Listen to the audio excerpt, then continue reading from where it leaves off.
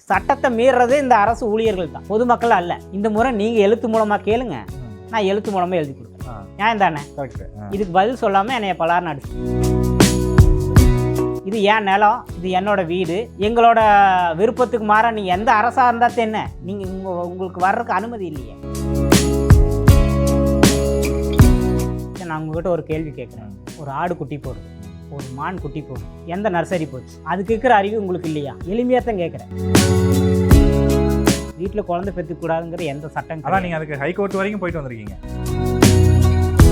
நீங்கள் லாஸ்ட்டாக டாக்டர் எப்போ பார்த்தீங்க? ஒரு 15 ஆண்டுகளுக்கு முன்னாடி பார்த்துருக்கேன். அவ்வளோ நாள் ஆகுதுங்களா? ஆமாம்.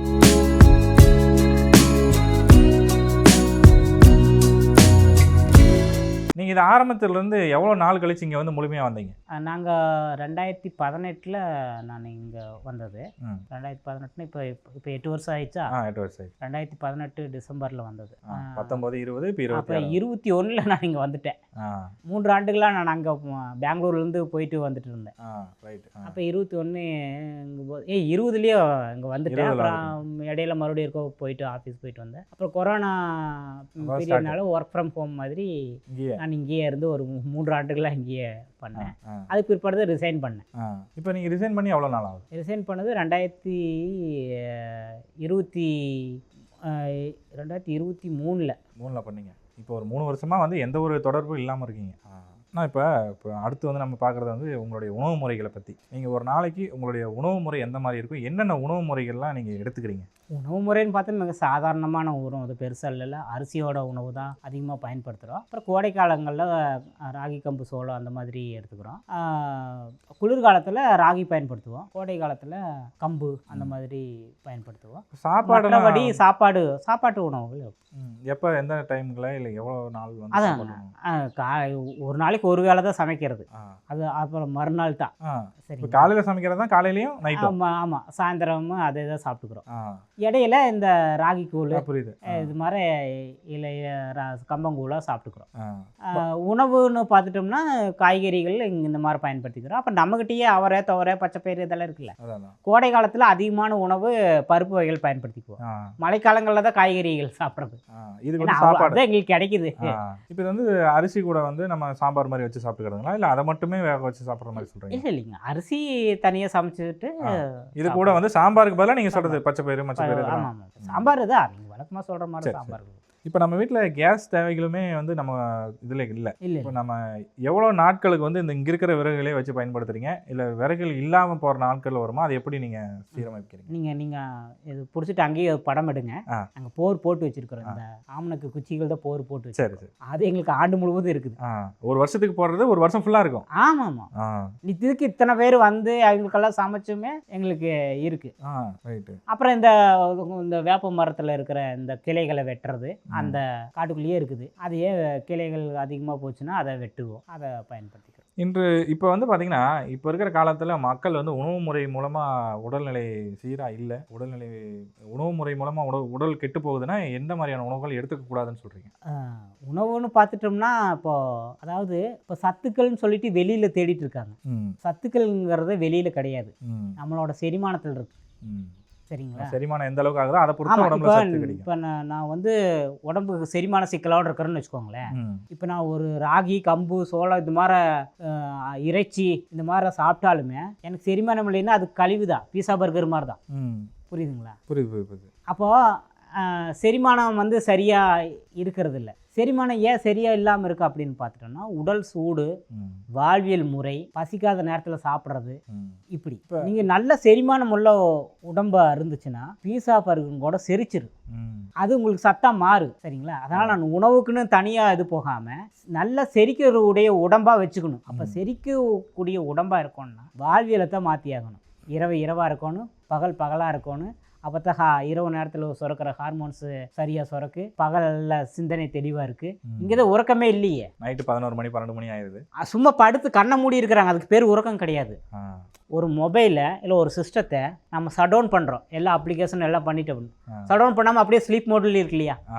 ஸ்லீப் மோடில் இப்போ எல்லாரும் இருக்கிறோம். இப்போ அதனால தான் சிக்கல். ஒவ்வொரு விஷயங்களும் ஏன் புரிஞ்சுக்க முடியறதில்ல, ஏன் வந்துன்னா என்ன அவசரமான வாழ்க்கை, எதையும் நின்று கவனிக்கிறதுக்கு இல்லை, செரிமானம் ஆயிருக்கா இல்லையான்னு இல்லை. சரிங்களா? இதை தாண்டி தான் நல்லுணவுகளுக்கு நீங்கள் போகணும். நீங்கள் கேட்ட கேள்விக்கான பதில் நல்லுணவு அப்படின்னு எது அப்படின்னு கேட்டோம்னா, முதல்ல செரிமானம் உள்ள உடம்பாக மாற்றணும். அப்போது நீங்கள் வந்து இந்த மாதிரியான கெமிக்கல் போட்ட உணவுகள், ரசாயன உணவுகள் இதனால தான் உடம்பு கெடுது. அப்போ நம்ம இந்த ரெண்டையுமே தவிர்த்து கொண்டு வரணும். நான் இப்போ என்ன கேட்குறேன்னா, மருந்துகளோ இல்லை மருத்துவமோ இல்லாத வாழ்க்கை உங்களுக்கு எப்படி இருக்குது? மிக சிறப்பாக இருக்குது. எனக்கு மருத்துவமனையே எங்கள் வீட்டு சமையல் அறை தான், மெடிக்கல் ஷாப், அங்கேயும் எல்லாம் இருக்குது. இது நம்ம நிலத்தோட அறிவுங்க. காலங்காலமாக இப்போ பல்லாயிரம் ஆண்டுகளாக வாழ்ந்து வந்தவங்க நீ அவங்களுக்கு போய் வேறு மருந்து மாத்திரைங்களும் தேவையில்லை. நீங்கள் லாஸ்ட்டாக டாக்டர் எப்போ பார்த்தீங்க? ஐ திங்க் ஒரு 15 ஆண்டுகளுக்கு முன்னாடி பார்த்துருக்கேன். அவ்வளோ நாள் ஆகுதுங்களா? ஆமாம். அதுக்கு இடையில உங்களுக்கு உடம்பு சரியில்லாமல் ஆனது இல்லைங்களா? இல்லை ஆகியும் நீங்களே சரி பண்ணியிருக்கீங்க? அது உடம்பே சரிப்படுது. 15 வருஷம் ஆகுது. 15 வருஷம் ஆகுது. ஆனால் இப்போ நான் இவ்வளோ நேரத்தில் நான் ஒரு முக்கியமான விஷயத்தை மறந்துட்டேன். ஒரு 6 மாதத்துக்கு முன்னாடி உங்களுக்கு ஒரு ப்ராப்ளம் ஆச்சு. அதான் 6 மாதம், ஒரு வருஷத்துக்கு முன்னாடி. ஒரு வருஷத்துக்கு முன்னாடி. ஆமாம். அது என்ன ப்ராப்ளம்? அதை நான் உங்கள்கிட்ட கேட்கணும்னு நினைச்சேன். அது என்னன்னா, வீட்டில் குழந்தை பெற்றுக்கூடாதுங்கிற ஒரு மறைமுகமாக இந்த சுகாதாரத்துறை ஊழியர்கள் பண்ணிட்டு இருக்காங்க. அவங்க வந்து வீட்டில் குழந்தை பெற்றுக்கூடாது அப்படின்னு சொல்கிறது. அப்படிங்கிற எந்த சட்டம் கிடையாது. வீட்டில் குழந்தை பெற்றுக்கூடாதுங்கிற எந்த சட்டம் கிடையாது. நீங்கள் அதுக்கு ஹைகோர்ட் வரைக்கும் போயிட்டு வந்திருக்கீங்க. ஆமாம். இப்போ ஒரு பெண் தன்னுக்கான மருத்துவத்தை தேர்ந்தெடுக்கும் உரிமை அவங்களுக்கு தான் உண்டு. எனக்கு கூட கிடையாது. என்னோட மனைவியோட மருத்துவ தேர்வை நான் முடிவு செய்ய முடியாது. அவங்களே தான். நான் ஆஸ்பத்திரி போ அப்படின்னாலுமே அவங்க போக மாட்டேங்கிறாங்க. நான் என்ன பண்ண முடியும்? நான் வீட்டில் இருந்தால் பெற்றுக்குவேன் அப்படிங்குது. எங்கள் அம்மா அப்படி தான் பெற்றுக்கிட்டாங்க அப்படின்னு என்னால் அங்கே போய் இது பண்ணிக்க முடியாது அப்படின்னு சொல்லும்போது நான் அதுக்கு மாற்று தெரிவிக்க முடியாது. எனக்கே உரிமை இல்லை, நீங்கள் யார் வந்து கேட்கறதுக்கான உரிமையை இவங்க எடுத்துக்கிட்டது? அது வந்து இங்கே நாங்கள் வரக்கூடாதுன்னு சொல்லியுமே எங்களுக்கு அலோபதி மருத்துவம் வேணாம் அப்படின்னு சொல்லி எழுதி கொடுத்து இது எல்லாமே பண்ணியுமே வந்து போலீஸுக்கு கூப்பிட்டு வந்து அதான் உங்களோட வீடியோஸ்லாம் நான் பார்த்தேன். ஆமாம். அவங்களோட நோக்கம் என்னென்னா, இது ஒரு பெரிய அச்சுறுத்தல் ஏற்படுத்தி பெரும் நோக்கத்தோடு செயல்பட்டு இருக்காங்க. அதில் எங்கள் மேலே வந்து இந்த மாதிரி வழக்கு போட்டாங்க. சரிப்பா, நீங்கள் வந்தீங்க, எந்த சட்டப்படி வந்த அப்படின்னு கேள்வி கேட்டால் அந்த சட்டத்தை சொல்லு அப்படிங்கிறேன். 1 வருஷம் ஆயிடுச்சு, இன்னும் சொல்லலை. 1 வருஷம் ஆயிடுச்சு. ஒன்றும் ஆயிடுச்சு. நான் தான் போய் கேட்டுட்டு இருக்கிறேன், வழக்கு போட்டு கேட்டுக்கிறேன். நம்ம போட்டுருக்குறோம், அப்புறம் அவங்க நம்ம மேலே வழக்கு போட்டிருக்கிறாங்க. சரி, அந்த வழக்கு என் மேலே போட்ட குற்றங்களுக்கான ஆதாரங்களை கொடுங்கன்னா இன்னும் கொடுக்க மாட்டேங்கிறேன். இன்னும் வழக்கு நடந்துகிட்டு தான் இருக்கு. இன்னும் வழக்கு நடந்துகிட்டே இருக்குது. சரி. இன்னும் வந்து அதிகாரத்தை பயன்படுத்தி தள்ளி போட்டுட்டு தான் இருக்கிறாங்களோடைய அதுக்கான இது இல்லை. ஆனால் நம்ம முன் வச்சு நம்ம அது முன்னெடுக்கிறோம். ஏன்னா இப்போ அதை தாண்டி ஒரு விஷயம் பண்ணோம்ல. ஏன்னா இது வாழ்வாதார உரிமை, இது அடிப்படை உரிமை, எங்களுக்கு ஃபண்டமெண்டல் ரைட்ஸ். அப்போ இதை மீறக்கூடாது. இது பெரிய வீட்டில் குழந்தை பெற்றுக்கிறது ஒரு குற்றம்ங்கிற பேர்லேயே பொய் பரப்புரை பண்ணிட்டு இருக்காங்க. சரிங்களா? அது ஒரு பெண்ணோட தனிப்பட்ட உரிமை. இப்போ நம்ம 3 குழந்தைங்களுமே வந்து வீட்டிலே தான் பிறந்தது. இப்போ இதில் எனக்கு என்ன இன்னொரு கேள்வினா, இப்போ அந்த காலத்தில் பொறுத்தளவுக்கு ஒரு 20 வருஷம் 30 வருஷத்துக்கு முன்னாடிலாம் பெரியவங்களோ இல்லை வயசான பாட்டிகளோ அவங்களுக்கு வந்து அதனுடைய முறை தெரியும். கையை பிடிச்சி பார்க்கும்போதே மாசமாக இருக்காங்களா இல்லையா அந்த மாதிரிலாம் சொல்லுவாங்க. இப்போ இந்த காலங்களில் அந்த மாதிரி ஆட்கள் இருந்தால் தானே உங்களுக்கு அதுக்கான சுச்சுவேஷன்ஸ் அமைகிறதுக்கு வாய்ப்பு இருக்குது. சரி, நான் உங்ககிட்ட ஒரு கேள்வி கேட்குறேன். ஒரு ஆடு குட்டி போடுது, ஒரு மான் குட்டி போடுது, ஒரு பன்னி குட்டி போடுது. எந்த நர்சரி போச்சு? அதெல்லாம் இது இல்லை. அதுக்கு இருக்கிற அறிவு உங்களுக்கு இல்லையா? எளிமையாக தான் கேட்குறேன். அப்போ 10,000 ஆண்டுகளாக நாங்கள் வாழ்ந்த இந்த சமூகம் எங்களுக்கு இந்த நிலத்துக்குரிய உடை, இந்த நிலத்துக்குரிய உணவு, இந்த நிலத்துக்குரிய மருத்துவம் எங்கிட்ட இல்லாமல் போயிடுமா? நீ எங்கேயே இருக்கிற மருத்துவத்தை கொண்டு வந்து ஏன் எங்கள் மேலே திணிக்கிற? எங்களுக்கு தேவைன்னா வர்றோம், இல்லைன்னா நீ எதுக்கு திணிக்கிற? உங்களுக்கு யார் இந்த உரிமையை கொடுத்தது? எங்களுக்கு தேவைன்னா நாங்கள் வரப்போகிறோம். உங்களை யார் வந்து வீடு வீடாக வந்து உனக்கு கேட்குங்க வந்து சேவைன்ட்டு வர்றீங்க. நாங்கள் வேணான்னு சொல்லி பிற்பாடு நீங்கள் போயிருக்கணும் இல்லையா? அப்போ யார் உங்களை வர சொல்லுது? அத்துமீறி இருந்து யார்? இப்போ என் வீட்டுக்குள்ளே, என் நிலத்துக்குள்ளே, இப்போ ஒரு ஊருக்குள்ளே இருக்கிறீங்க, பக்கத்து வீடு போகிறீங்க, ஒன்றும் பிரச்சனை. இது என் நிலம், இது என்னோட வீடு. எங்களோட விருப்பத்துக்கு மாற நீங்கள் எந்த அரசாக இருந்தால் என்ன, நீங்கள் உங்களுக்கு வர்றதுக்கு அனுமதி இல்லையே. அப்படி சட்டம் கிடையாது. சரி, அப்படி ஒரு சட்டம் இருந்தால் கூட சொல்ல, சரி அந்த சட்டத்தை காட்டுங்களேன்னு காட்ட மாட்டேங்கிறீங்க. அப்போ இது ஒரு பொய் பரப்புரை பண்ணிட்டு இது மக்களை வந்து அவங்க சுயமாக வாழறதுக்கு விடாமல் இன்னொரு மருத்துவத்தை கொண்டு வந்து திணிக்கிறது. சரி, இதே அலோபதி மருத்துவம் இருக்குது, இங்கே சித்தா இருக்குது, ஆயுர்வேதிக் இருக்குது. ஏன் அதை நீங்கள் கொடுங்களேன், நாங்கள் எடுத்துக்கிறோமே. படிப்புன்னு சொல்கிறீங்க, இன்ஜினியர் இருக்குது, ஃபிசிக்ஸ் இருக்குது, கெமிஸ்ட்ரி இருக்குது, உங்களோட சூஸ் பண்ணுறீங்க இல்லையா? மருத்துவ முறையை சூஸ் பண்ணுறதுக்கான வாய்ப்பு தரோம் இல்லையா? நீங்கள் ஒற்றை மருத்துவத்தை கொண்டு வந்து திணிக்கிறீங்க. ஆனால் சட்டங்களெல்லாம் அப்படி கிடையவே கிடையாது. அப்புறம் அதே மாதிரி பிறப்பு பதிவு பண்ணுறதுக்காகவே நீங்கள் ஆஸ்பத்திரி போனால் தான் பிறப்பு பதிவு பண்ணுவோம் அப்படிங்கிறது அது ஒரு பெரும் குற்றம் நடந்துட்டு இருக்கு. இப்போ நம்ம ஆன்லைன்லேயே கூட பண்ணுறதுக்கான வாய்ப்பெல்லாம் இருக்குது இல்லைங்களா? ஹாஸ்பிட்டலே போகாமல் ஆன்லைன்லேயே நம்ம பண்ண முடியும் இல்லையா? அவங்க இப்போ பண்ண விடுறது இல்லையே. நம்ம கவர்மெண்ட்டில் அதுக்கு ஃபோன் நம்பர் இருக்குது, டோல் ஃப்ரீ நம்பர் மாதிரி. அதுக்கு கால் பண்ணி இந்த மாதிரி நம்ம இன்ஃபார்ம் பண்ணப்போ போதும், பதிவு பண்ணிடுவாங்க. ஏன் எதை பண்ணாலும் இப்போ பண்ணுறதில்ல. ஏன்னா அவங்க ஒன்றுக்குள்ளே ஒன்று, இவங்க சட்டத்தை மீறுறது இந்த அரசு ஊழியர்கள் தான், பொதுமக்கள் அல்ல. இவங்க தான் சட்டத்தை மீறி இப்போ என் நிலத்துக்குள்ளே வந்தது, சட்டத்தை மீறி என் மனைவியை வந்து கட்டாயப்படுத்தினது. இப்போ நீங்கள் அதுக்கு வந்து எந்த மாதிரியான கேஸ் வந்து ஃபைல் பண்ணிருக்கீங்க? நம்ம வந்து இப்போ அத்துமீறி வந்திருக்காங்க நம்ம வீட்டுக்குள்ளே. அதனால் வந்து அவங்க அந்த 10 பேர் திட்டமிட்டு அத்துமீறி வந்திருக்கிறாங்க. ஏற்கனவே வேணான்னு சொன்ன ஒரு விஷயத்தை எழுத்து மூலமாகவும் கொடுத்துருக்குறோம். இவங்க எழுதியும் கொடுக்குறாங்க. ஆனால் சட்டப்படி எழுதி கேட்குறது சட்டப்படி குற்றம். எழுதி வேறு கேட்குறாங்க. 2 முறை என்னை மிரட்டியே 2 முறை வந்து எழுதி வாங்கியிருக்காங்க. நீங்கள் எழுதி கொடுக்குறதுக்கு முன்னாடியே வந்து போலீஸ் கம்ப்ளைண்ட் அந்த மாதிரி கொடுத்துடலாம் இல்லைங்களா? கம்ப்ளைண்ட் பண்ணி போலீஸ் கம்ப்ளைண்ட் பண்ணி வந்ததே போலீஸ் கூப்பிட்டு தான் வந்திருக்காங்க. முதல் முறை பார்த்துட்டிங்கன்னா சுகாதாரத்துறையே வந்து உங்களுக்கு பர்த் சர்டிஃபிகேட் தரமாட்டேன் அப்படி இப்படின்னு சொல்லி கட்டாயமாக எழுதி கொடுக்கணும்னு சொல்லி வம்பு கட்டாயத்தில் தான் எங்கிட்ட இருந்து எழுதி வாங்கினாங்க. என்னென்ன எழுதி? அதே 2 முறை இந்த மாதிரி வந்து உங்களுக்கு மருத்துவம் தேவையில்லை, எனக்கு நான் வந்து எங்கள் அம்மா அலோபதி மருத்துவம் வந்து என்னோட மனைவி தான் எழுதி கொடுத்தாங்க. அலோபதி மருத்துவம் வந்து எனக்கு ஒவ்வாமை ஏற்படுது, அதனால் எனக்கு வேணாம், இந்த அலோபதி மருத்துவத்தை இனிமேல் எங்களுக்கு திணிக்க வேண்டாம் அப்படின்னு சொல்லி அது எழுதி கொடுத்துட்டாங்க. அப்போ எழுதி கொடுத்ததுக்கு பிற்பாடு மறுபடியும் எதுக்கு நீங்கள் வரீங்க? 2வது முறை 3வது முறையாக வர்றேன். அப்போ நான் கேள்வி கேட்குறேன், ஏங்க நாங்கள் ஏற்கனவே 2 முறை எழுதி கொடுத்தாச்சு, நீங்கள் மறுபடியும் வந்து எழுதி கேட்குறீங்க, இந்த முறை நீங்கள் எழுத்து மூலமாக கேளுங்க, நான் எழுத்து மூலமாக எழுதி கொடுக்குறேன், நியாயம் தானே? கரெக்ட். இதுக்கு பதில் சொல்லாமல் என்னைய பலார்னு அடிச்சு பேசிட்டு யார்? சுகாதாரத்துறைங்களா? போலீஸ். நம்ம எல்லாமே காணொலியாக கொடுத்துருக்குறோம். அதை எடுக்கிறதுக்கு இன்னும் தாமதப்படுத்திகிட்டே இருக்காங்க. புரியுது. இப்போ அதுக்கான இம்ப்ரூவ்மெண்ட் இல்லாமல் அப்படியே இருக்குது. அது மிக எளிமையாக முடிக்க வேண்டியதை ஒரு வார்த்தை சொல்கிறதுக்கு ஒரு ஆண்டு எடுத்துக்கிறாங்க. இன்னும் வாய்தா போயிட்டு அப்படி தான் போயிட்டுருக்கு. வாய்தா போயிட்டு தான் இருக்குது. ஆமாம், வாய்தா போயிட்டு தான் இருக்குது.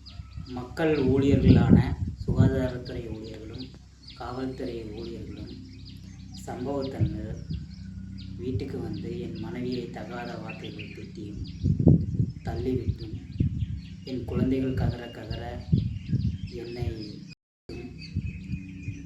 போன்ற பெருங்குற்றங்களை செய்த மக்கள் ஊழியர்கள் மீது நாம் வழக்கு தொடுத்தோம். சம்பவத்தன்னைக்கு நமக்கு உதவிய அனைத்து இயற்கை வாழ்வியலாளர்கள் அனைவருக்கும் இந்த சம்பவத்தை தொடர்ந்து வழக்கு தொடர தேசிய சீர்திருத்த இயக்கம் நமக்கு இன்று வரை செயல்பட்டு வருகிறது. இதே போல் 3 வழக்குகள் மொத்தமாக நம்மளது சேர்த்து இந்த வீட்டு பிள்ளை பெற்றுக்கொள்ளும் குடும்பத்தினர் மீது அத்துமீறல்கள் நடத்தப்பட்டதுக்கு எதிராக 3 வழக்குகள் தமிழகத்தில் போடப்பட்டுள்ளது. இந்த வழக்குகளுக்கு பிற்பாடு இந்த மாதிரியான அத்துமீறல்கள் குறையப்பட்டுள்ளது.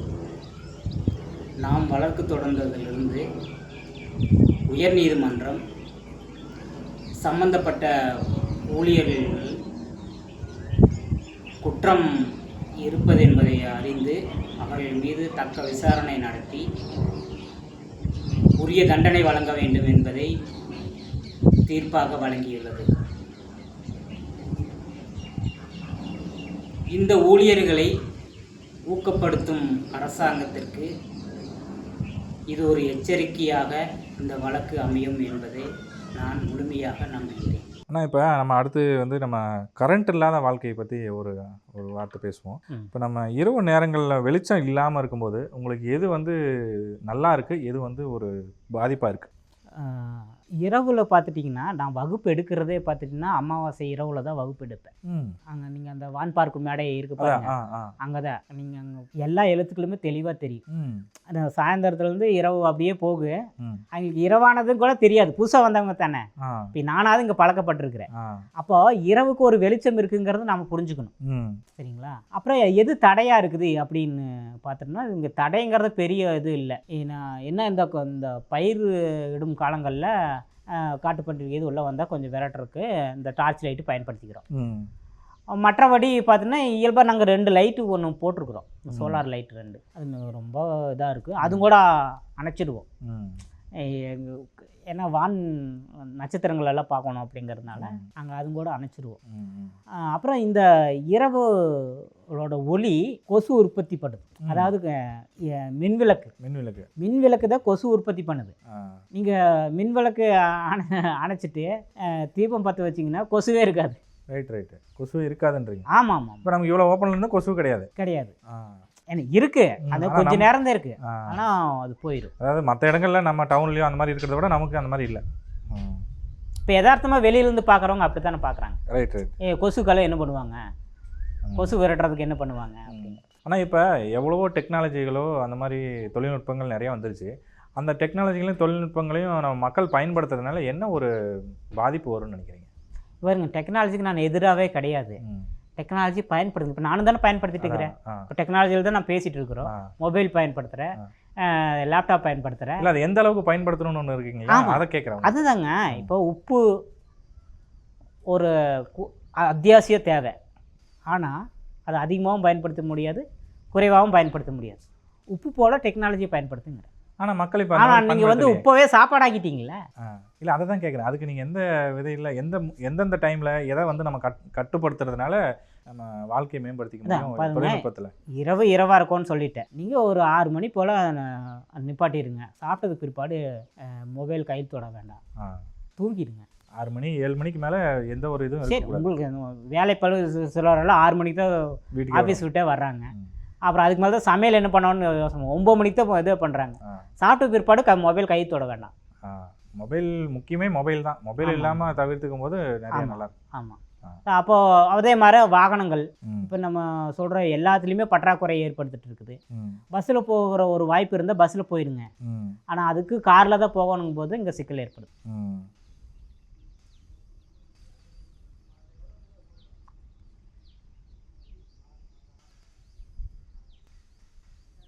இப்போ நம்ம எளிமையாக வாழ்கிறதுக்கு வந்து எந்த ஒரு விஷயம் காரணமாக இருந்துச்சு? எளிமையாக வாழணும் அப்படி இங்கே இதுலேயும் தற்சார்பு வாழ்க்கையிலையும் நீங்கள் கொஞ்சம் பிரம்மாண்டமாகவும் இருக்கிறதுக்கு முடியும். அதில் நீங்கள் எளிமையாக வாழ்கிறதுக்கான வழிவகைகள் எது மூலமாக வந்துச்சு?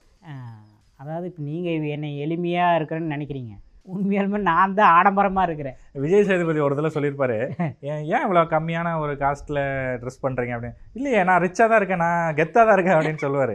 அந்த மாதிரி. ஆமாம், என்ன நான் தான், எனக்கு தான் சுத்தமான காற்று. இந்த காற்று இல்லாமல் தான் நீங்கள் ஏசிக்குள்ளே போய் அடைஞ்சிருக்கிறீங்க. இப்போ எங்களை விட நீங்கள் தான் பணக்காரனாக இருக்கீங்க. ஆமாம் ஆமாம், பணக்காரன் இல்லை, செல்வம் தானே. செல்வம் முக்கியமா?